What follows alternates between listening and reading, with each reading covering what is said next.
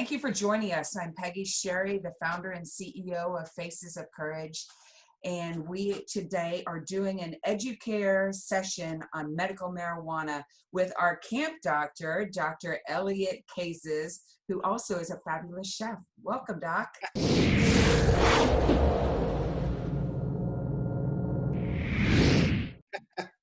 Thanks, Peggy. It's great to be here. This is a topic that is near and dear to my heart.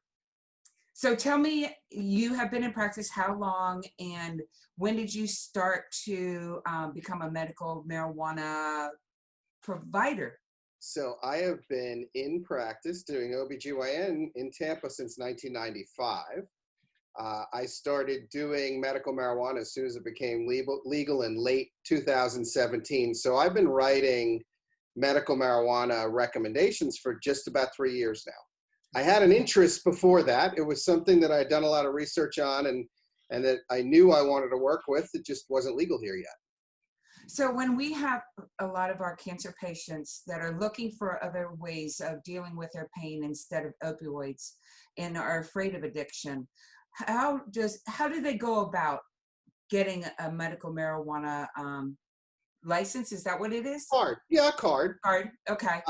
The process in Florida is actually pretty easy. It's easier than most states. The framework was set up in a very efficient manner. So essentially, a patient who is interested in medical marijuana makes an appointment, has to come in under state guidelines and have a face-to-face consult with a medical marijuana provider who's been certified, like me. We have that face-to-face encounter. I have them fill out a lot of paperwork with their history. I get an oral history from them. We discuss what their issues are. And then the next step is I take all that information and put it into an online electronic state registry, which includes all of their demographics as well.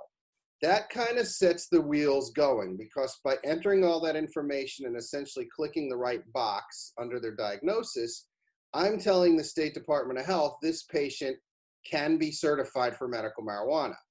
What happens next is the state contacts them via email.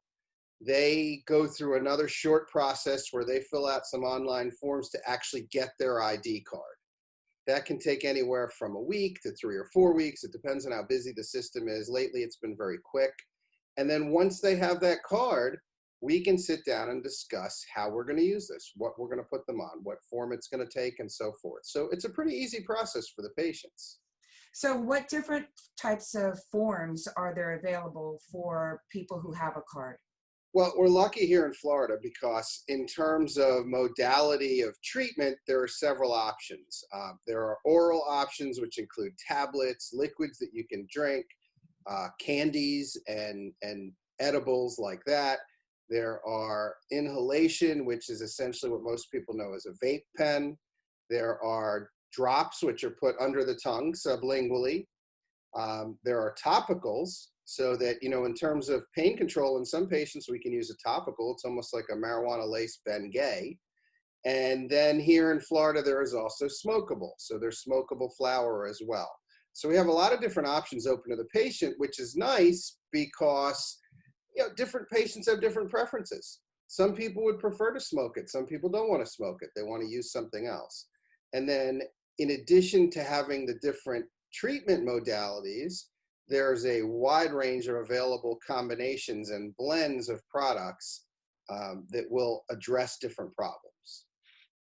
So what is the most common problem that people come to you seeking help for their, is it pain? Is it Yeah, there are a few. There's a few. I'd say I get a lot of patients looking for pain relief, either cancer patients with chronic pain or patients, for example, with spinal injuries who have pain, chronic long-term arthritis sufferers. And then probably the next most common group are patients with psychiatric issues like post-traumatic stress, bipolar disorder, and those things. We also get a fair amount of patients with either multiple sclerosis or Parkinson's, because this has been used in those two diagnoses for over 20 years. So it's a nice assortment, but I would say by far the most common are the patients who are looking for some type of pain relief. And so when they do this, if they're in Florida and they have a marijuana card, what happens if they're drug tested at their work? Well, it's an interesting question. When this was all established back in 2017, there were guidelines that were set up by the State Department of Health together with the State Department of Labor, saying that patients could not be discriminated against by their jobs on the basis of medical marijuana use, meaning that the intent of that law was that if you had a card and you underwent drug testing at your job, it wouldn't affect you. For the most part, that has held up. There are some instances where that has not held up. For example, patients who work for a federal government agency. You do have to remember this is still a federally illegal substance, despite the fact it's legal for medical use in Florida. So, for example, if you work for the VA or you work for the FBI or the post office, Well, our you're military, probably not going to be safe. and then the military, they're not able to use it, right? I've had a couple of patients who are in the military who did start using it, who subsequently were tested and were basically told you have to stop using it. There were no other recriminations beyond that, but they were told to stop using it. It's unfortunate because the federal government still considers this a substance that they don't want to deal with. There are no plans on the federal level to legalize marijuana.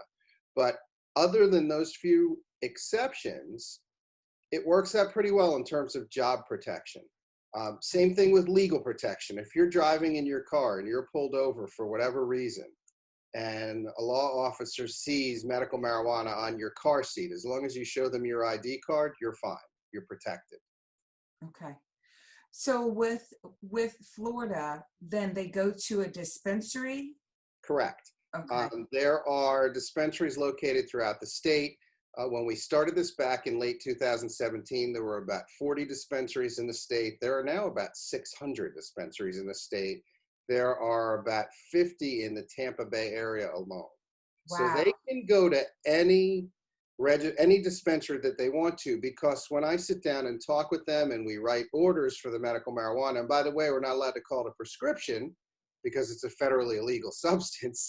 We have to call them recommendations. Okay.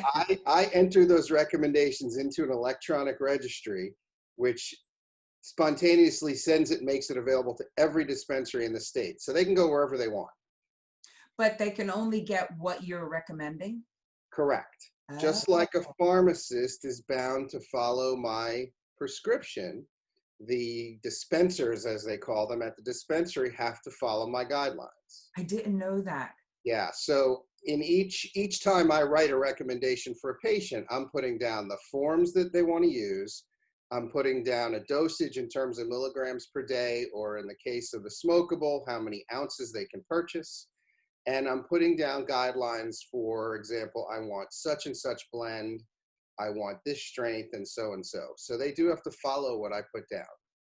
So when it gets, what's the path for the medical marijuana to get to the dispensary? So we have all of these 600 or more in the state of Florida. Where are they getting it from? One source? No, the way it's set up in Florida is a little interesting. It's different than the majority of the states. And by the way, there are now 33 states that legally have medical marijuana.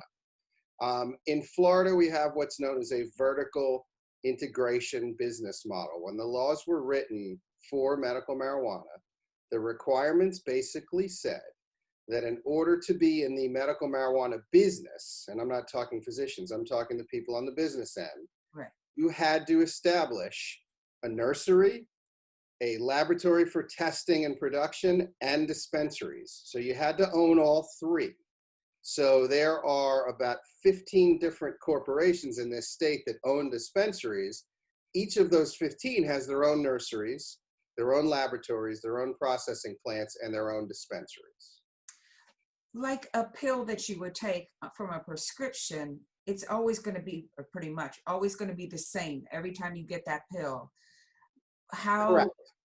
How do you do this when you have all these different places growing different strands, possibly? Well, they're pretty, and here in Florida, most of what they're growing among each organization or each corporation is very similar. So I'm comfortable in knowing, and I've spoken to people at each of these different corporations that's growing, They may give their products different names, but each dispensary chain essentially has the same combinations, the same plant hybrids, the same strengths, so that I can be comfortable. And it has to be that way because we don't know where the patient's going to go. Just like I don't know if they're going to go to CVS or Publix or Walgreens for prescription, I don't know if they're going to go to such and such dispensary or another one. So each chain essentially has very similar products, so that when I'm writing for something and putting down my specifications, regardless of which companies' dispensaries they go to, they're going to get what we want them to have. There's consistency between corporations.